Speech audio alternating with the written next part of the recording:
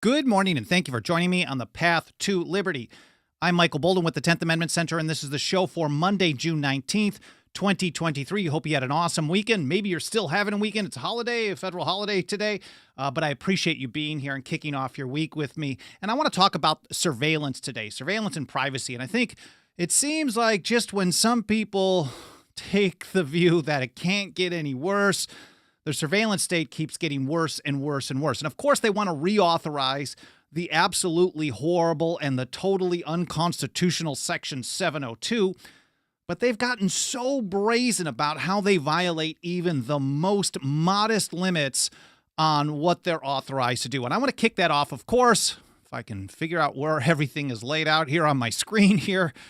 Maybe I need to get a larger screen as my eyesight gets a little older. Anyways, I want to start out, of course, with the Fourth Amendment. The text reads, "The right of the people to be secure in their persons, houses, papers, and effects against unreasonable searches and seizures shall not be violated, and no warrants shall issue, but upon probable cause, supported by oath or affirmation, and particularly describing the place to be searched and the persons or things to be seized." What they're talking about here, the founding generation is opposing general warrants. So if it's just a search of a range of people in a certain area, knocking on their doors and showing up, well, not just knocking, but just going in, searching through their stuff without being able to actually have something based on probable cause of a crime and supported by oath or affirmation. Without that in and of itself is what's considered an unreasonable search and seizure.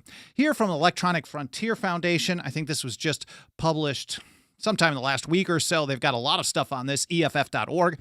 The FBI's penchant, we're talking a lot about the FBI today, but they're far from alone on this. The FBI's penchant for violating the Fourth Amendment and other limits on when it can query Americans' communications obtained under Section 702 and other parts of FISA is well known. And I'm not going to get into all the different details of this, but what they tend to do, and I've covered this in other episodes, is they tend to give themselves redundant legal authorization. So if they say they're doing something under Section 702 or Section 215 of the Patriot Act, they also authorize themselves to do the same thing under something else. So if people complain about one and get rid of it and shut down one program, they're continuing to do it under another program, whether it's Section 702, the Patriot Act, executive orders, and the like. Anyways, EFF continues. Since at least 2015, the FBI has consistently failed to comply with basic limits, just the simplest limits on what it does surveillance-wise.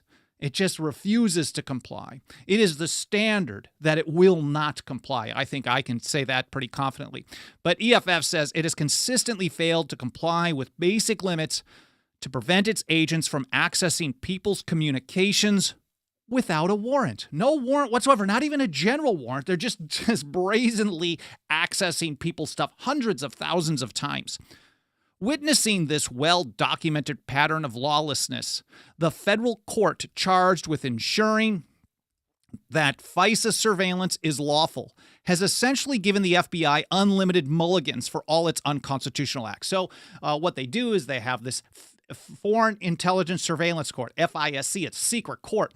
And they say every couple of years, maybe it's every year, maybe I don't follow exactly what's going on all the time, but every time I notice this, they've released a report that says, well, the FBI has not been following this properly, and it's not just the FBI. Other agencies do the same thing. And, well, they need some reform, but we're going to let them get away with it this time, and they'll fix it for the next one. This is just to make sure everyone's kind of aware of problems and aware that we're improving on things. And so what they're talking about is this secret Foreign Intelligence Surveillance Court. I'll get to that in just a moment. But this is a huge part of the American Revolution. As we ramp up towards Independence Day, maybe we should think about some of our founding principles when we're discussing these issues. Here from James Otis Jr., his arguments against the writs of assistance, which were in essence broad-based general warrants to search and seize whatever they want without a warrant based on probable cause or oath or affirmation. None of that. That was what Otis would have called, or the founding generation, the old revolutionaries would have called special warrants. But a general warrant allows them to do whatever, whenever. Here's how Otis put it. Now, one of the most essential branches of English liberty is the freedom of one's house. A man's house is his castle. And while he is quiet, he is as well guarded as a prince in his castle. This writ, the writs of assistance, if it should be declared legal, would totally annihilate this privilege. So this general foundational principle, a man's house is his castle, gets totally annihilated if they don't need a warrant based upon probable cause and supported by oath or affirmation, and particularly describing the person or place to be searched and the things to be seized. Anyways, that's my paraphrase. Of course, I should have the text in front of me when I'm rambling this stuff off. Anyways, he goes further. Custom house officers may enter our houses when they please. We are commanded to permit their entry. Their menial servants may enter, may break locks, bars, and everything in their way. I mean, we can think of this in a physical sense, but in the modern times, it's more of a electronic sense. If we have encryption, they want to do backdoor access to phones and to your internet access. They want to be able to break in and get access to your stuff. That's stuff that you say, where you go, what you do, who you communicate with, so they can keep track of you. Of course, someone with a lot of power can use this kind of information for a lot of crazy stuff. And back to Otis.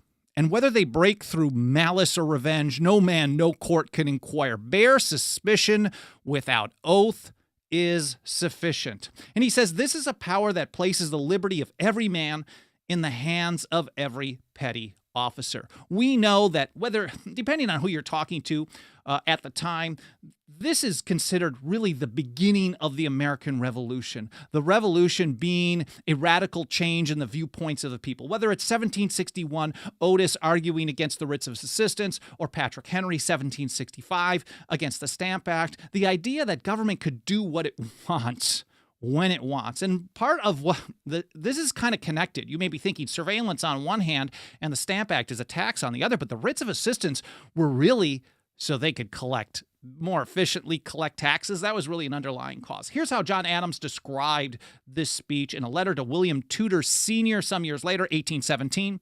He said, Otis was a flame of fire. American independence was then and there born.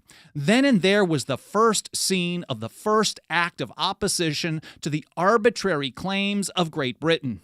Then and there the child independence was born in 15 years, 1776.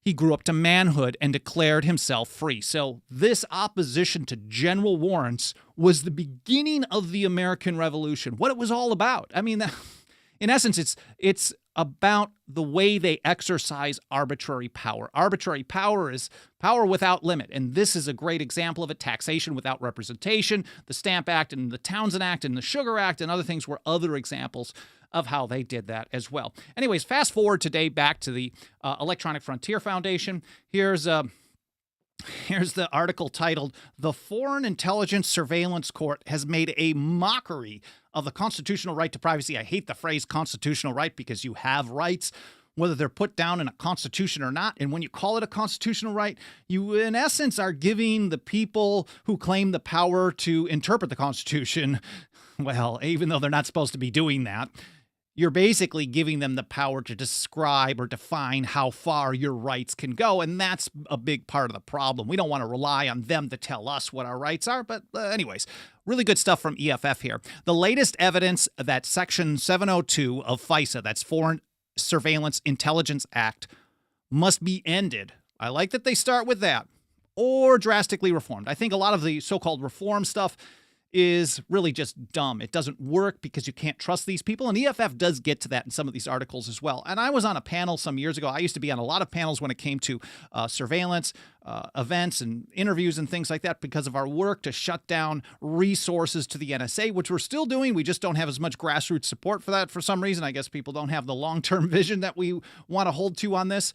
Thomas Jefferson told us that the ground of liberty is to be gained by inches. It's going to take a long time to convince people what he said, what is even for their own good. But anyways, we got a lot of attention on that. I was on this panel some years ago and with some ACLU and some pro-privacy type people, and then me, and of course the mainstream media reporter who was there said there's all these great people on surveillance, and then the neo-Confederate who wants to talk about nullification. I'm up there basically saying, look, you guys think that you can go to the courts and get the courts to convince the government to stop doing what it's been doing all along. But eventually, the only recourse we're going to have is to shut these people down, to resist and find ways to nullify them, whether the federal courts happen to agree with us or not. As long as we rely on the courts to implement reforms, I think this is going to show us, once again, how poor of a choice that is.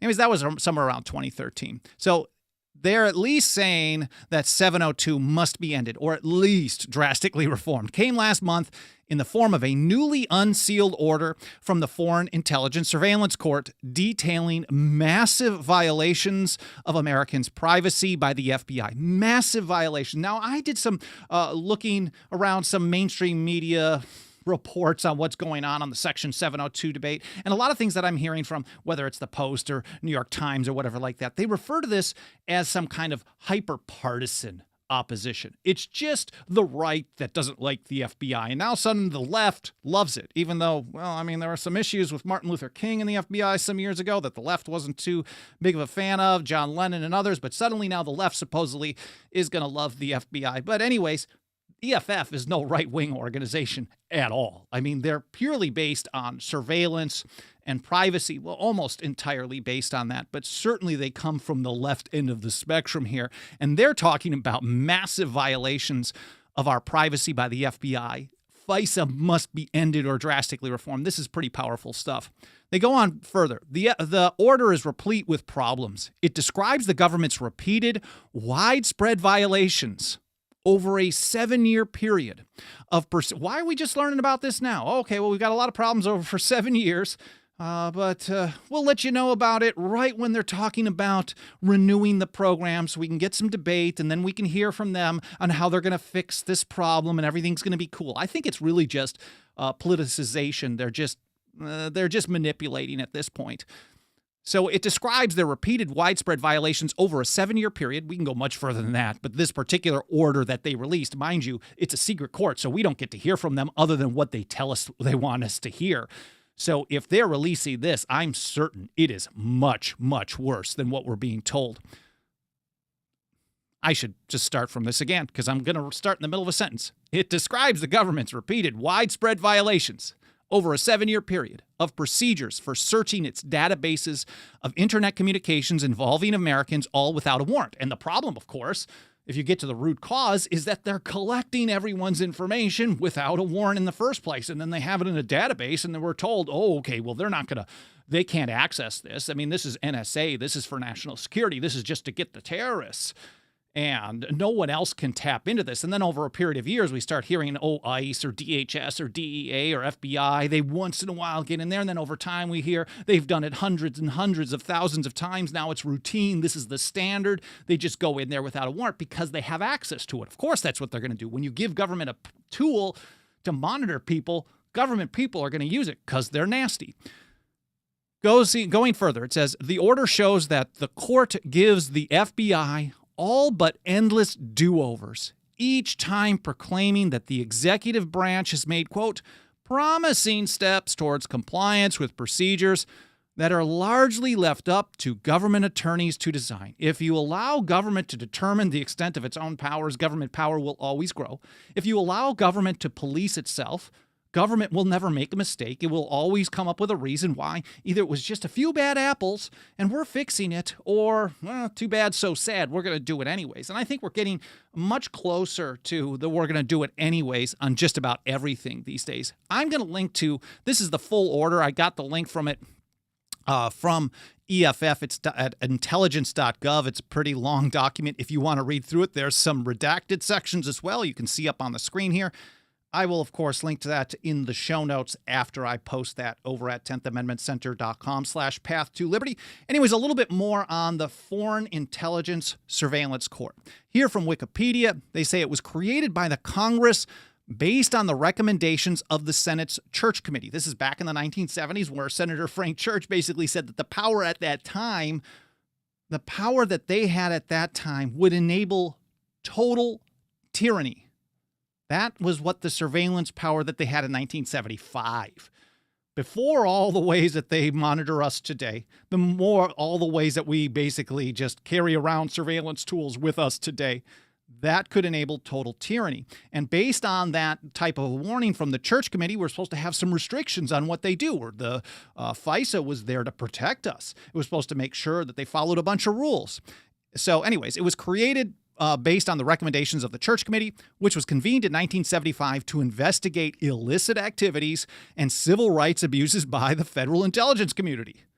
Decades ago. Supposedly, there was a huge problem. They passed something to fix it. The legislation was going to take care of everything, so they created a secret court. I've read the Constitution. I don't see anything authorizes the federal government to create such secret courts anywhere in there. I don't find anything from the founding generation, from the old revolutionaries, where they were cool with secret courts whatsoever. Because of the sensitive nature of its business, they say, the court is a, quote, secret court. Not technically secret, but secret. They used to call NSA no such agency as well. Its hearings are closed to the public, while records of the proceedings are kept. Wow. They are also unavailable to the public, although copies of some records with classified information redacted have been made public. So in other words, just what I was saying at the beginning, if they're telling us this is what's happening, they're also not telling us a bunch of other stuff. How much is happening in records that are kept secret? Records, the court proceedings are secret. No one knows what's going on, but somehow we're supposed to trust that they're releasing information. If they're telling us that it's bad, it's got to be much, much worse. And that's just, maybe it's hyperbole, but I feel pretty comfortable in saying that. Anyways, here's EFF. Perhaps most shocking, however, is the court's analysis of how the Fourth Amendment should apply to the FBI's backdoor searches of Americans' communications. And backdoor searches, I guess I used that phrase incorrectly, talking about breaking through encryption. Maybe they use it in the same way there, but these backdoor searches occur when FBI queries Section 702, data that was ostensibly collected for foreign intelligence purposes without a warrant, but includes a person on U.S. soil in the communications. So they're basically saying, oh, I thought that was always called incidental, but let's use the term backdoor searches. They're basically claiming they're searching the communications of some foreign threat, and they also collect information of Americans, and then they just keep it forever. And then they promise they won't access it unless they follow the Constitution. And then the courts say, well, technically, it's cool. You are following the Constitution if you don't get a warrant anyways. And that's what they're getting to here. EFF says, although the court acknowledged that the volume of Americans' private communications collected using, this was just released in the last couple of weeks. So this should be a bombshell. People should be going crazy. But of course, we're distracted by political wrestling matches, this dude versus that dude, all the stuff, the people who want to run the largest government in the history of the world, the people who want to run the largest surveillance state in the history of the world. We're supposed to just care about that, but not pay attention to this, really. Although the court acknowledged that the volume of Americans' private communications collected using Section 702 is substantial in the aggregate, substantial, according to the court, and that the FBI routinely, again, I have to emphasize this. This isn't something that just happens once in a while. This is a routine, standard operating procedure by the FBI. We don't need an FBI. We had many years without it. We'd be fine without it. I'm fine saying get it the hell out of here. It is only a violation of the Constitution, basically, if it's constantly doing this stuff. So they're routinely searching these communications without a warrant for routine matters. We're told, of course, the only way they'd ever do this type of stuff without a warrant is to protect national security. And of course, you get mission creep. They start doing it for anything and everything. And I'm not even getting into the things like parallel construction, where they find information without a warrant, and then they pass it off to local police because they're all connected through information sharing environment, which is ISE or fusion centers, data just going back and forth between everybody, profiles. And then they say the local police, okay, this is a routine crime. We know you're not going to be able to present this in your court in your state. So here, maybe you can find a way to reconstruct this evidence in order to make it look like you got it following procedures. So it's a total scam from top to bottom. It's not just the FBI. They all work together, state, local, federal, all the time, every day, constantly violating people's rights. So they go further. The court held that the government's oft-broken safeguards are still consistent with the Fourth Amendment and adequately guard against error and abuse. Quote, adequately guard against error and abuse. Even though they're collecting information and communication on us It's substantial, the amount that they collect, and they routinely search through our stuff without a warrant. This is totally cool, in line with the Fourth Amendment. This is what you get when you rely on a federal court system to determine how much federal surveillance power that the federal government gets to have. It is really bad. EFF points out that the opinion recounts, I'm going back and forth between multiple articles there over the last couple of weeks, so I will link to it in the show notes so you can read them in full.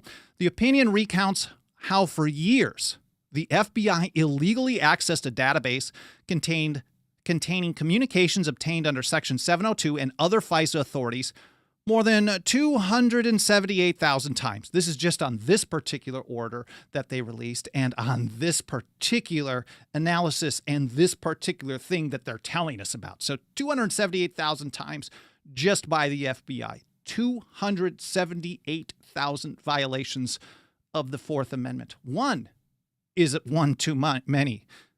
This includes searching for communications of people arrested at protests of police violence and people who donated to a congressional candidate. And whether you're on board with any of these protests or candidates or you're against them, it doesn't matter. The idea that they can actually do that, they can drill down and say who went to this protest. They can use location tracking as well.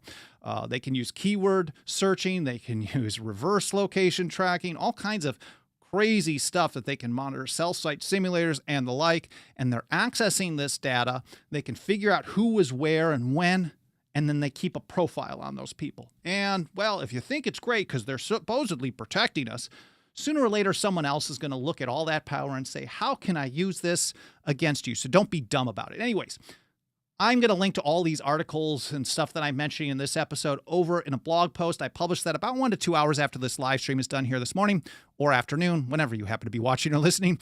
I publish it over at 10thamendmentcenter.com/path-to-liberty. There, for each episode, there's a blog post. If you can scroll through, you can see all these different episodes that I've done recently. And on individual blog posts, you can find all the different platforms we're on in case you want to try out a different one. Like, of course, we live stream over at rumble.com and odyssey.com, plus all the mainstream ones. And then you're going to find a show notes section or show link section. I forget how I link it or mention it in each episode.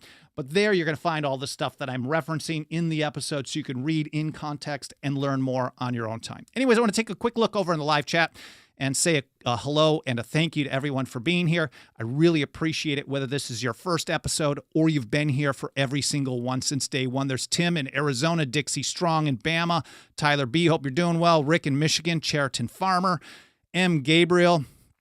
278,000 Section 702 violations. No probable cause. Mind you, we have to keep in mind that the restrictions that they're talking about, 278,000 times, this isn't even to the same level as the Fourth Amendment. I should probably do an episode just discussing that at some point. We're talking about the most modest limitations of what they can do, and they're violating that 278,000 times. So if we have the perspective that they're all of those, even if they follow the modest reforms that they're supposed to be following, I would probably make the case that most of those 278,000, if they followed the rules properly, were also violating the Constitution, the so-called rules.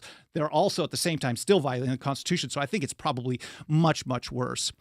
Tim Martin asks, where's the pithy t-shirt today? I want to look, a little nicer once in a while.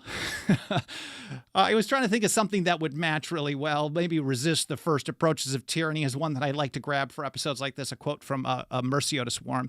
Anyways, there's Lisa and Haji, Sam Fisher in New York State, Larry Clark, Senator DT. Always good to see you, sir.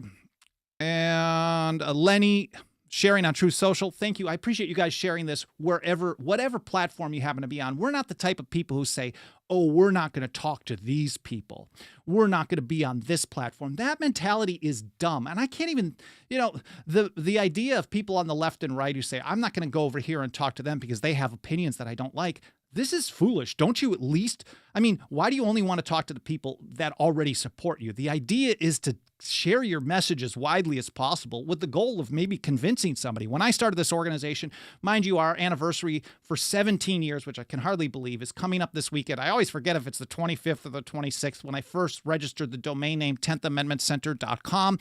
And my goal at the time, mind you, no one wanted to hear about the 10th Amendment at that point in 2006. No one did. They all thought I was crazy. On the right, they said I was a commie. On the left, they said I was a neo-Confederate, back and forth and back and forth. And I hear a lot of the same today, but more and more people are interested in decentralization as a strategy to advance liberty, to support the Constitution, or to support whatever goal they're trying to reach. And I wasn't just trying to find people who already agreed with me, because that is foolish. I just sit and talk to myself. Anyways, 10thamendmentcenter.com/path2liberty is where I'm going to publish all the links and show notes. Let's get back to it. A couple of years ago, I did an episode. If you want to learn more about the specifics of Section 702, I'm going to include this in the show notes as well. Like a cancer, warrantless surveillance under Section 702. That was in April of 2021. Another time they were trying to renew that part of FISA. And we had the same kind of garbage that we're hearing today. Oh, it's just supposed to protect us from the terrorists. It's going to help in the drug war. That's also what they're saying.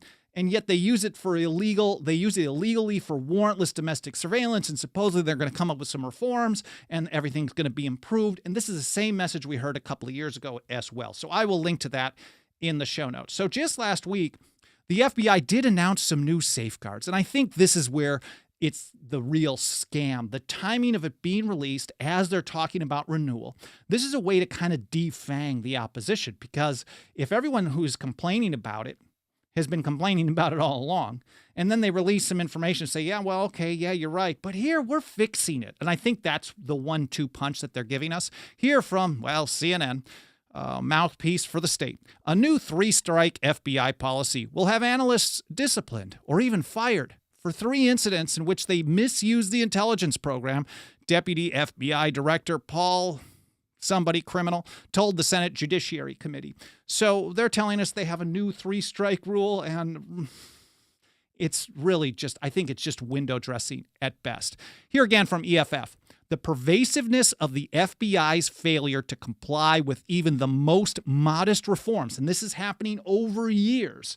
We keep having these types of hearings. We hear that they don't follow the rules. Then we get these really simple, basic reforms. At least, hey, you're not allowed to check this unless you ask your boss, or something dumb like that. And then they don't even follow the simplest rules given to them. And I don't know if that's one. I'm just making that up. But very simple things that's not Fourth Amendment based whatsoever, because the courts say, well, they're still within the Fourth Amendment. So this is how they distorted it. Don't allow them to manipulate us like that. So the pervasiveness of their failure to comply with even the most modest reforms designed to limit the agency's surveillance powers reveals 2 problems. 2 problems that I think you're already familiar with when it comes to government power on any issue, whether it's surveillance and privacy, spying on you, or attacking your right of self-defense. First, the FBI is incapable of policing itself when it comes. It should just end there. The FBI is incapable of policing itself. And when you rely on it to police itself, this is what happens. It does whatever the hell it wants, whenever it wants. But they say it's incapable of policing itself when it comes to trawling through the communications of Americans without a warrant. Doesn't matter what rules you give them, they're going to find some excuse. Or if you really corner them and you say you can't do this at all anymore, they'll just say, oh, we're doing this under an executive order. 13333, I think that is. The point is now, the FBI simply cannot help but violate the law. It is constant. And number 2, so you can't trust them. You can't trust government to limit its own power, period. Second, you also can't trust the courts, which are part of the government. I don't know why people don't remember that. Second, the Foreign Intelligence Surveillance Court is incapable, unwilling. It is capable, but is incapable of protecting Americans from the FBI's unconstitutional searches of their communications. They're a rubber stamp. Since passage of Section 702 in 2008, executive branch leaders have argued that judicial oversight would ensure that the FBI and other spying agencies would not illegally intrude on. I chuckle as I say this, but that's what we're sold. Of course, we were told that the Patriot Act was going to be just for the terrorists. The income tax was just going to be for the richest of the rich, a temporary wartime measure. But yet here we are years later, we see how it gets worse and worse and worse. And again, people are always wondering why. How does this happen? Because we're taught that government is the solution to our problems rather than the problem that we face in almost every situation. And people believe this propaganda. Since passage of it, executive branch leaders have argued that judicial oversight would ensure that the FBI and other spying agencies would not illegally intrude on people's constitutional rights. That has never been true. The foreign intelligence, the secret court, surprise, surprise, does nothing to stop warrantless, unconstitutional surveillance.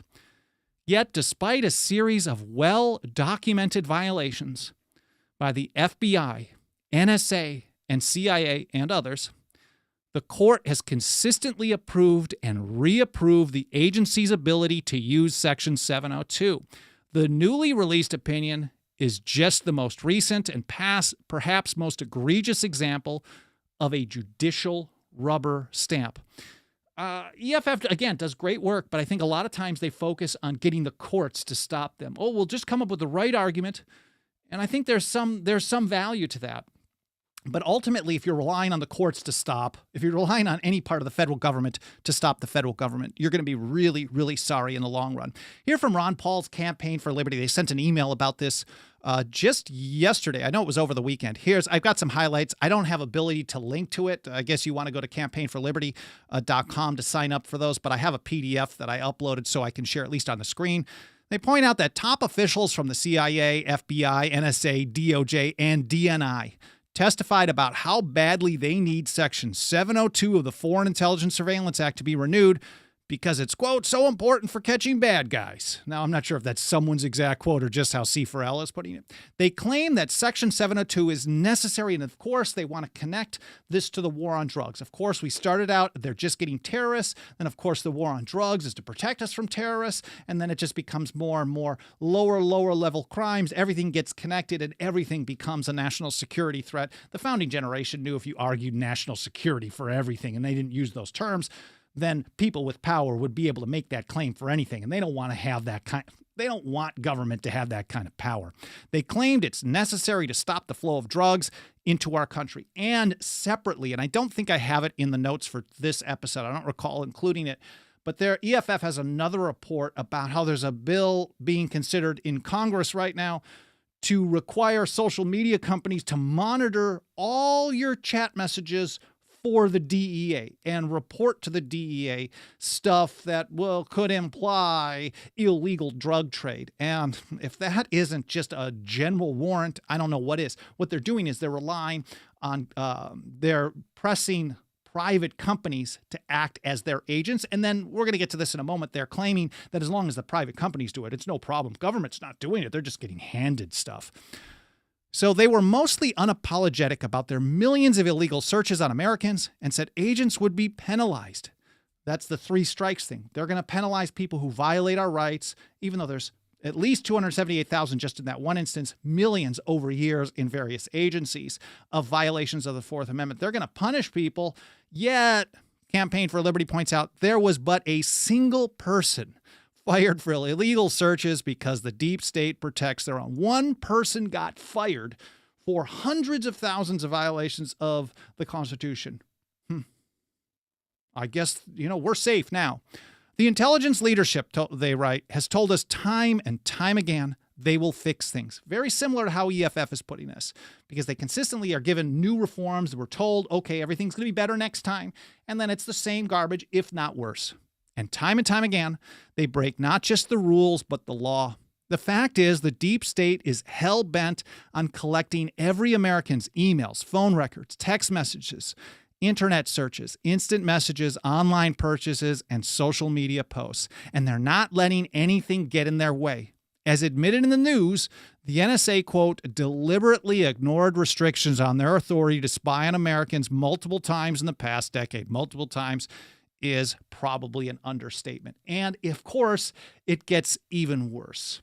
Here's another approach that they take. And again, I keep talking about how they like having backup plans. So in case someone shuts down, in the weird chance that one program gets shut down, or there's so much public outcry against something like the Call Detail Records program, which they claim they shut down under the Patriot Act, and they just do the same thing under Section 702, or they do the same thing under executive orders going back to the Reagan era, they have another backup plan. And here's another one. They're basically saying, and this is a report from Wired just a few days ago, they're basically saying, look, if we can't do this under compelling people, We'll just buy the data from the social media companies or from the internet service providers or the phone companies. And then it's okay because there's no restriction on that whatsoever. And here's how Wired puts it. The United States has been secretly amassing a large amount of sensitive and intimate information on its own citizens. A group of senior advisors informed the Director of National Intelligence more than a year ago. So the Director of National Intelligence gets told more than a year ago, that the government has a totality is amassing a, quote, large amount of sensitive and intimate information on everyone. The size and scope of the government effort to accumulate data revealing the minute details of Americans' lives are described soberly and at length by the director's own panel of experts in a newly declassified reports. We have the FISA court order being released, talking about the FBI. Here we have the Director of National Intelligence, fully aware that they're basically monitoring everybody. They say, perhaps most controversially, the report states that the government believes it can persistently track the phones of millions of Americans, and persistently and millions of Americans are in the released report without a warrant, so long as it pays for the information. Okay, if you tell us that we need a warrant based on probable cause, particularly describing the person, place, or thing to be searched or seized, oath or affirmation, all of that, if you say we have to do that, well, just in case we really do, we're going to make another argument. As long as we buy the data, it's cool. Although we steal the money from you in the first place, as Thomas Paine told us, remember, when government does these things to you, we furnish the means by which we suffer, is how Paine put it. He said, and Wired goes on, they say, were the government to simply demand access to a device's location instead, it would be considered a Fourth Amendment search and would require a judge's sign-off. But because companies are willing to sell the information, not only to the U.S. government, but to other companies as well, the government considers it publicly available and therefore asserts that it can purchase it, although I don't see anywhere that they're authorized that in the Constitution. And EFF calls this basically a time warp problem as well, because we're only getting notified about this. The FISA court issued its opinion recounting the FBI's abuses back in April of 2022. It took more than a year for the government to declassify and release the opinion, coming out just as Congress is considering whether to renew Section 702. So although the court, the executive branch, and likely some members of Congress have known about the opinion for some time, the American public is just learning about this now. Of course, at the same time, they provide us with the solution to the problem that they're admitting that they have. So, of course, everything's going to be cool. Here's how Patrick Henry put it, and I think this is a good way to wrap it up. The liberties of a people never were, nor ever will be secure when the transactions of their rulers may be concealed from them. If you want to help us get this kind of information out to more people, nothing helps us get that job done more than the financial faith and support of our members. We've been able to survive for almost 17 years on the tiniest of shoestring budgets. There are times during the year we operate in a deficit, usually in the summer around this time we're running. It's hard. We cut down to the bare minimum. So any consideration you can give to joining us today for as little as $2 a month, I'd be very grateful. Over at 10thamendmentcenter.com/members.